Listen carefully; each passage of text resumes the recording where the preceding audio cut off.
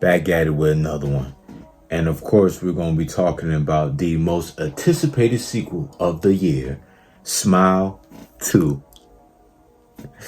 So, and of course, the same director, writer who made the first one, Parker Finn, he's back at it as well. First of all, this guy, very creative for the story. And I'm glad that he brought back the same team that he had. Same team, meaning obviously himself, the same cinematographer from the first one, Charlie Saroff. Music by Cristobal Tapia. Definitely a foreign name that I cannot pronounce. But he also, or she, is this he or she? Okay, he also did the music for the first one. Anyways, he's back with the same team, love it, but not the same cast. For this movie, Smile 2 is about a pop star named Sky Riley. Yeah, I love that for this movie. Not oftentimes, especially in horror movies, you get to see characters or actors be playing characters that are not regular everyday people. You know, actors, artists, directors, talk show hosts. You know, I love seeing movies that have actors play these type of characters and the movie is centered around these characters. I love that. But yeah, you got this pop star and Sky Riley played by Naomi Scott. And now it's her turn to go through all this wild shit that this monster does.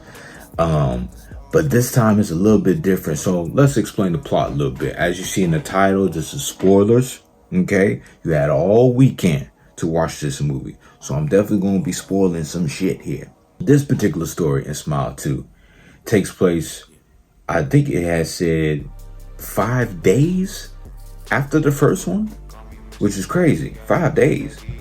So 5 days after the first one, Kyle Gallner, the guy that was in the first Smile 2, who played the cop that the doctor had knew way back when or whatever, they had some type of relationship. And obviously in the ending, he has saw, you know, what happened to the doctor. So the demon got latched on to him.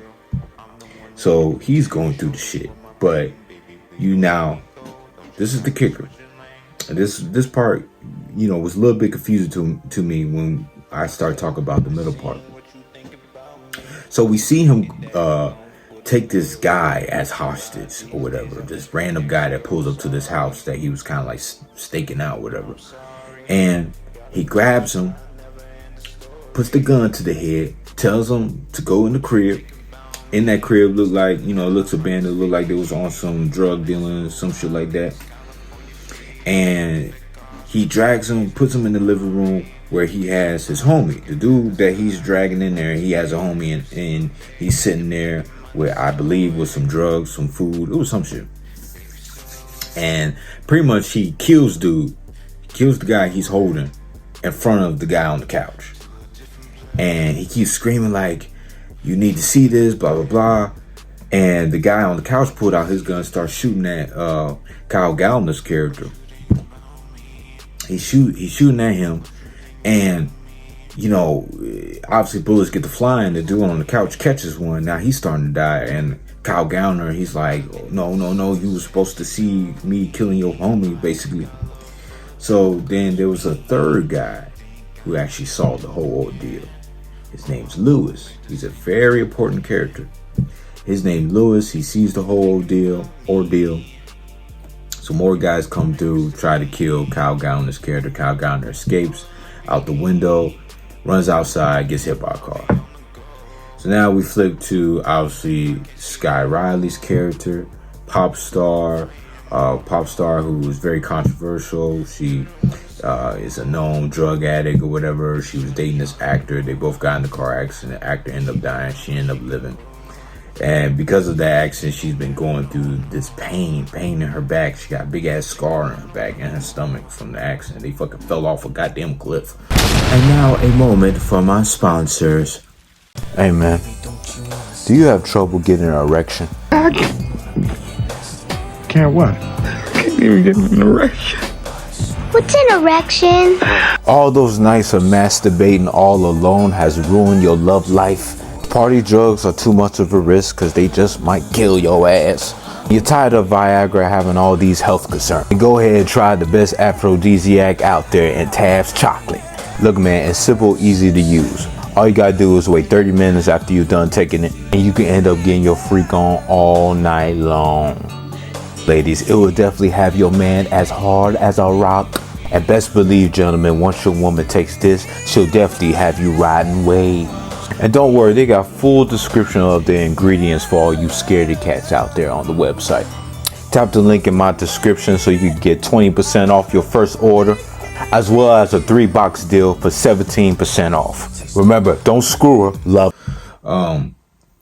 So yeah, and she goes to this drug dealer that she knows, that she used to go to, named Lewis.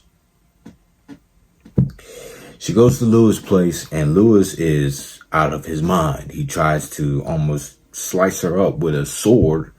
Who knows why or how he got that sword, but he has a sword. And he's tripping, freaking out. She ends up telling him that she needs some Vicodin for her pain.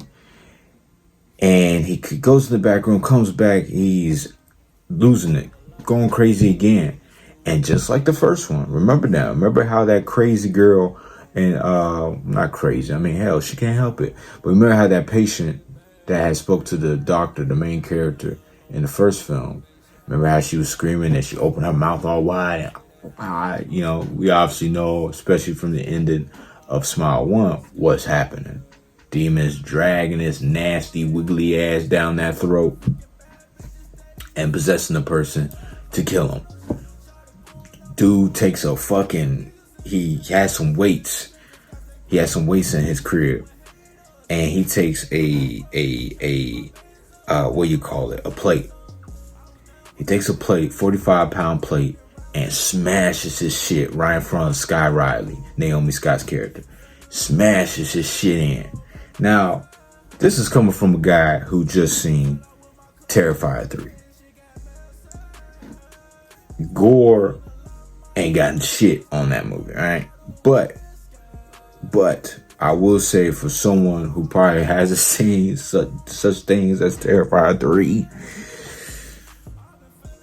that was a pretty fucked up sight. I mean, they actually really did show him smashing his shit and the results of his face being fucking smashed. So she ends up seeing that shit, throws up. And because of her seeing it, now she has the demon in her mind, tripping her out, seeing people that smile and shit. And that's pretty much how the movie goes in the course of the movie, until she eventually dies. But we're going to get to all that in a second. I ain't gonna get too much into the plot because it pretty much goes how you expect it to go in the way. Except it's a difference between this one and the first one. See, the first one, the doctor was just seeing a whole bunch of wild shit with people that she knew or people that she didn't know. Like that birthday party or whatever, I believe it was. And, you know, someone was smiling and I think tried to attack her or some shit. Seeing people killing themselves. Wild shit the doctor was seeing. Now, with this movie, the second one, it's a little bit different because now you have it where this is a pop star, public figure. I'm thinking Lady Gaga's, Sabrina Carpenter type level right now. And, you know, she's in the public eye. The media is involved. She has to go through these press tours, these signing tours where she do autographs with fans and stuff. And so her life is a bit more, it got eyes on it. You know what I'm saying? So when she is tripping out, seeing these illusions, seeing these people in the crowd smiling at her shit, you know what I'm saying? It's really embarrassing for her. And also another thing too that this movie does differently, which is a bit of a theory of mine. I could be wrong, but I think she was going through time loops I'm gonna get to that in a second. So basically what I'm saying is throughout the movie, she is getting ready for this tour that she's having, right? She's getting ready for this tour. And at the same time, she is also dealing with this murder that she just saw, or excuse me, the suicide that she just saw from her ex-friend, who's also her drug dealer. So, and also she's trying to rekindle a relationship that she had with a friend of hers. They got into some type of fight. Obviously, it was during a time when she was on drugs, blah, blah, blah. And she's trying to rekindle that relationship, which she eventually does. So basically what happened is she's getting ready for this tour. She's trying on this outfit for the tour, but she don't like the outfit. She complains to her mother about it because it shows a scar that she had from the accident that she had with her ex-boyfriend. And so she don't like it. So remember that scene, by the way. Remember the outfit towards the beginning of the movie that she is wearing, she doesn't like. She's complaining about it. Okay? It's like a blue outfit. Remember I said that. Now, cut to the next scene. She is attempting to call her friend because right now she's going through this thing where in the midst of her going, accepting and trying to rationalize what she saw her homie Lewis do to himself, she's also getting these random text messages from this unknown number who keeps texting her and asking her, were you at Lewis's house? And I know you're Sky Riley, the singer, all this shit. So I guess for some comfort, she tries to contact her friend, her ex-friend, or whatever. Like I said, they got some type of beef. And she ends up coming over, be cool or whatever. But she's still seeing shit, you know what I'm saying? Even before she had came over, she saw like this dude that was at her before we even got to the scene of her complaining about this outfit to her mother. She was at this fan signing, fans bringing shit, take pictures, all that shit. And this dude who's all acne filled with a fucking ponytail and shit, just looking like straight up bum, straight up freak. He fucking takes pictures of her and he's saying all this crazy shit like, I love your skin. It smells wonderful, whatever the fuck he was saying. So the security hauls him off, but she later sees him in an apartment. After she, calls her friend, she sees this motherfucker butt naked with his clothes and his drawers on the fucking floor with a shit stain on it. Yeah, he had a whole shit stain on his drawers. But he's at the end of the hallway, butt naked. And she sees him, and the hallway's dark. Why she didn't turn the hallway light on? Who knows? But the hallway's dark, and you just see him in the corner, and he sprints at her. She tries to run. She runs to the door, and then boom, her best friend shows up. Like she said she was going to do when she asked to come over. And from there, it's just a continuation of her seeing wild shit, her thinking certain things are happening, but it doesn't. Like for instance, she fucking woke up one night to see her friend smiling at her, and then some shit happens, and then she jumps off the bed, and then all of a sudden it's the next day, and her mom is coming in. What you doing? You got rehearsal? She goes to rehearsal. She's doing her thing. She fucking breaks her leg because she thought she saw another motherfucker smiling within the darkness of the lights and shit that's going on in this stage rehearsal. She breaks her leg, but she turns out she didn't really break her leg. Finds her dressing room trash, blames it on her assistant. Just a whole bunch of wild shit going on. Okay, all leading up to this tour, this concert that she's having. Oh, and let me not forget, she had a charity event or something with youth. And she had to show up, make a speech or whatever. And she is straight up tweaking. Like, this is like, remember in the first one, it's like, you only had like, I think it was like 7 days, 4 days, 5 days or some shit. where this thing would slowly make you crazier and crazier, slowly show you things that are not real. Okay. And eventually she has to go on this the speech or whatever to the youth. I think it was like aspiring artists or some charity shit, where you have to be on your best behavior and present yourself in the most sophisticated way. So she goes there and she's like trying to read from the monitor or the prompt, and it stops on her. Like, it doesn't continue. The words don't continue. So she's like, has to think of things on the fly, but she's so messed up in the head that she starts blabbling nonsense, crazy shit. And then she eventually sees her dead ex-boyfriend in the crowd smiling at her. He gets all closer to her and shit. And, you know, she thinks he's going to attack her, but then he ends up disappearing. Everybody's looking at her, which was funny as hell. Everybody was looking at her like, oh man, this, you know, she really needs help. You know, cancel culture, she has yet one more day before she gets completely canceled for being, you know, out of whack. So that whole thing just ends up being fucked up. I mean, she throws an old lady because she thought dude was going to attack her with the whole twisted smile, but it was really the old lady trying to, you know, escort out, probably help her and to the back or whatever, but she ends up pushing her off of her, and then old lady flies to the table and just embarrasses herself. Again, this is a public figure, a pop star. So,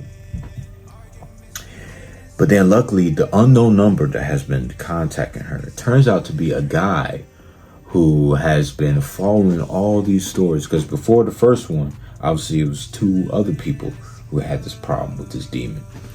And so he contacts her. Who knows how he got a number? Who knows if it was even real? We're going to get to that in a second. He contacts her, tells her, look, I know what you're going through. I can help you. We can stop this. Meets her at some bar, whatever. She got her whole, you know, hooded garment, trying to, you know, be a disguise so no one recognizes her. And he's pretty much telling her this. He tells her that obviously the demon latch onto you once you see someone kill themselves. The demon obviously offs that host and it goes into the person who saw the suicide happen, and then it goes on and on from there. He tells her that in order to stop this thing, you have to some way kill yourself outside of this thing's control. Okay, so let's say this thing wants to keep on fucking with you, and then all of a sudden you just blow your brains out. Then it's like, oh fuck, like no one saw that. So this is what confuses me. So someone has to see you commit suicide, right? And that's how the demon passes to the other person. Now, in the beginning, Kyle Gallner's character, he killed someone else. He said you kill someone in front of someone else, and then the demon attaches onto that person. So I was a little confused on, okay, do you have to kill yourself? Can you just kill another person? You know, my friend who I went to the movies with was telling me in the first one, it was like that. That was the explanation for it, that you have to kill someone in order to, you know, get the demon off your back, basically. But I'm like,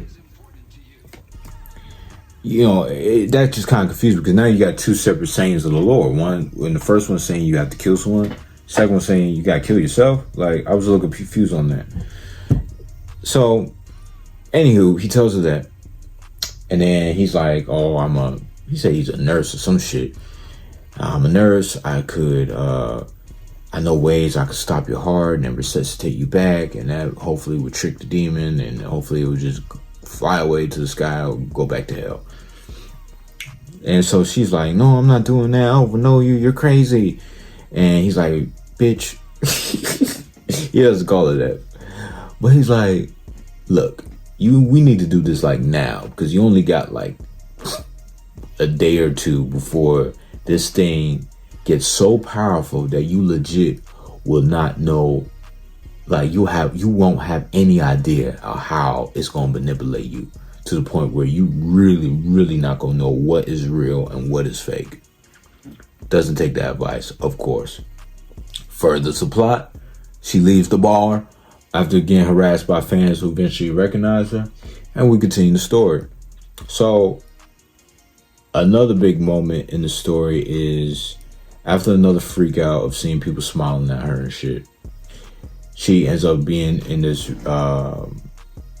fancy dancy hospital to recuperate. And her mom is still talking to her about the tour. You have to be ready for the tour. And she's like, Mom, I don't want to go. Like, you don't understand what's going on. Like, we need to cancel this shit. And she pretty much yells at her daughter, like, look, you're pretty much on the verge of getting canceled. All right? You don't want to cancel this tour after you already beat up an old lady, after you already have a history of drug use, all this shit. Like, people going to just eventually think you're crazy. And you're going to blow the whole thing. So they're having this argument. All of a sudden, her mom just changes into the smiling demon, you know.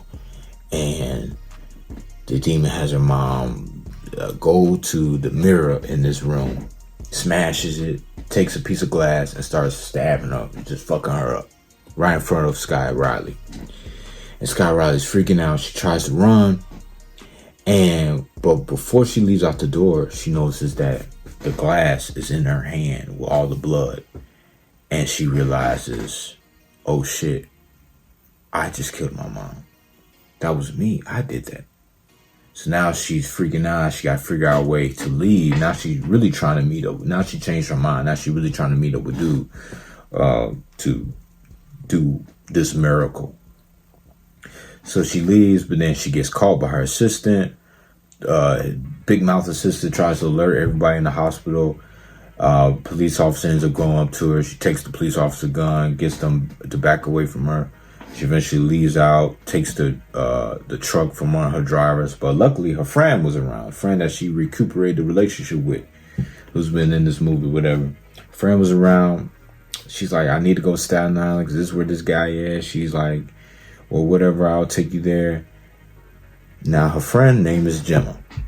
She's in the car driving. Okay? She's in the car driving, taking Sky Riley to Staten Island. All right? She's in the car driving. They're getting there. They trying to outrun the police or trying to stay out the police radar.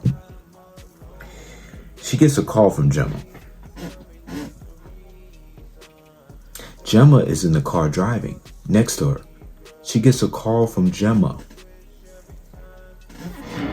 The call is Gemma calling Sky Riley back.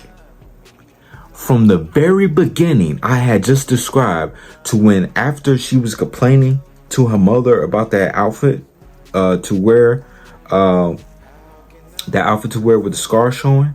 The next scene was her calling her friend. Her friend had answered, came over that same night, you know, and then she had that nightmare and fell off the bed. It happened to be the next day, all that. No, her friend is calling her right now. Called her back. And was like, oh, I'm sorry I ain't get you before.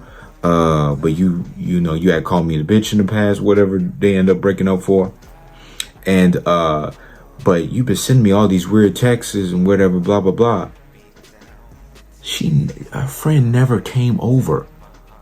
All that time with her friend being over there and like all that never happened. She turns around and Gemma, fake Gemma, I guess, is now smiling at her. It's like, you know, and everyone hates you, and says some crazy shit to her. Take a drink, take a shot every time I say shit. But I'm really into this movie. I can't help it. So all that wasn't real. Okay? So the thing is laughing at her. She's screaming. Naomi Scott playing Sky Riley did a great performance. I mean, she had energy. So she's freaking out. She, screaming and shit. But then she centers herself and goes, I'm in control. I'm in control. I could do this. I know what's happening. I'm in control. And then from there, great camera work. From there, it zooms out, and then now she has her hands on the wheel, and then she's in the driver's seat. So she realizes, okay, obviously Jumbo was never here. All right, bam. But I still gotta get to Staten Island. So she continues to drive to Staten Island. She meets up with the doctor. He takes her to this abandoned Pizza Hut, whatever. Tells her that she has to go in this freezer, and science mumbo jumbo. Basically, she has to freeze her body, stop her heart, resuscitate, blah, blah. He leaves the room, says he got to get something. She don't want to be alone, so she's trying to call his name. Of course, she ain't answering, and eventually the demon shows up again and tries to kill her or whatever. But she ends up fighting off the demon, who is posing as her, by the way, but posing as a past version of her, like the night she had that accident with her boyfriend. Demon, she's trying to leave the room, but then the door slams on her. She gets up, but the door turns into something else. It almost looked like sort of some type of design on the wall, whatever. And the demon says, break a leg out there. Shuts the door. She's coming up from some type of smoke. When the smoke clears, she is at her concert. She is at her goddamn concert. Sold out crowd. And she is just freaking out. She turns and sees her assistant and sees her mom. So all that shit wasn't real. Now, the kicker is this. The outfit that she's wearing at this particular show that she just happened to realize she's in was the same outfit from the beginning that she was complaining to her mother about, with the scar that you could see through it. That lets me know this, that in the beginning of the movie, when she was complaining to her mother about that outfit, that was literally her complaining about that outfit right before she got on stage in the ending, which means from that point all the way up to the ending wasn't real at all. At all. All those the dinner for the youth, what didn't happen, her friend coming over never happened, the rehearsals never happened, the signing for her fans, none of that shit happened. Or, and this is a theory I have, this demon was putting her through time loops. So these certain events, they were happening, but they were happening in almost out of order. And she didn't even realize it. Like, everything was happening to her and she couldn't even keep up with it. And my theory, this was supports my theory. Because remember when she went to Lewis's place to get the Vicodin? She went to Lewis's place to get the Vicodin for the pain. And Lewis was like, you know, he didn't know what day it was. He didn't know what the time frame, like the hours or anything. He was completely out of whack. He didn't even know that he even texted her to come over. It was him who told her to come over. She just so happened to have the idea to get the Vicodin, I guess. So he didn't even realize that. So I feel like, and this was something that's different from the first one, because I don't think the first one did this. It was like making her lose the sense of time. Like, imagine,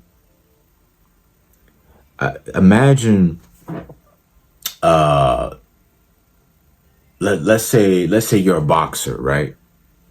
You're a boxer and you're getting ready for a fight. Today is Monday. Your fight is on Saturday. Tuesday, you see someone kill themselves right in front of you. So Tuesday night, you go to sleep. Wednesday, it goes back to Monday. Monday, when you first find out who you're fighting. Then Thursday, you're training for the fight. Friday turns back into Sunday. Sunday turns back into Friday. And now all of a sudden, you wake up and now ding, ding, ding, round one. Now you got to fight this guy.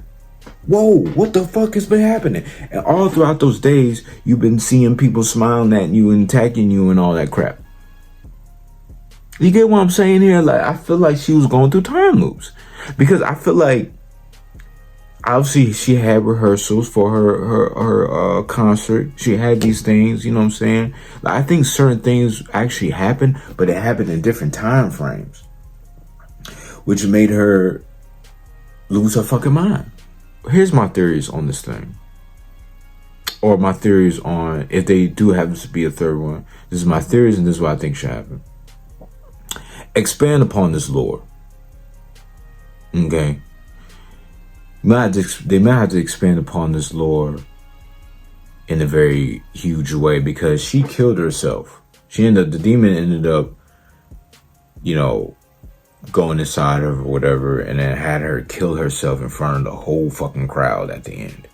Remember, if the demon kills you by making you kill yourself in front of somebody, that person now is going to be manipulated by the demon. That was a whole crowd full of people. So I wonder, is it now there's going to be an apocalypse of suicides going on or some shit, or people losing their minds, seeing people smile at them? Or can this thing only do one person at a time? Also, I want to expand upon the fact that on how to stop this thing. Like, do you have to kill someone? Do you have to kill yourself?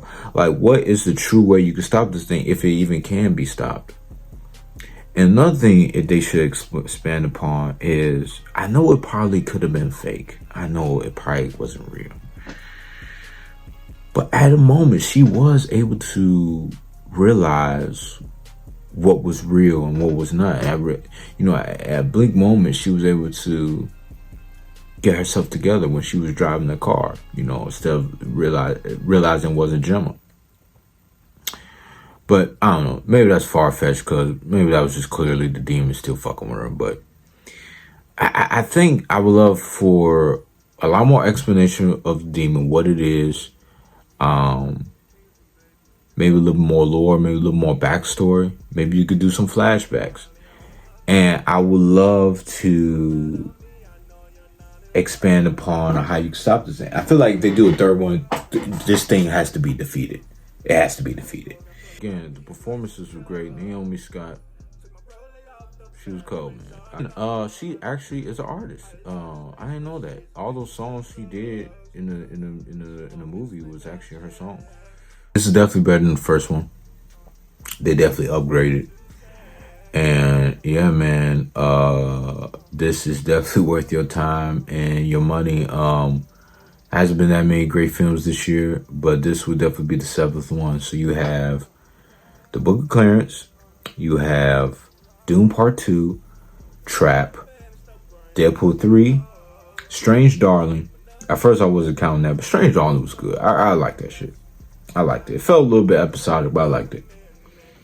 So Strange Darling, The Substance, and now Smile 2. So hopefully this year we can fill in those next 3 spots. And I could, by the end of this year, I could give you a worthy top 10. Top 10 best, because I'm definitely going to have a lot of top 10 worst. It's going to be hard to get through those, because this year was just terrible when it came to movies. But for more videos, more content, like, comment, subscribe, and remember, you ain't never got to ask about it. You never got to have the answer to it. That's right.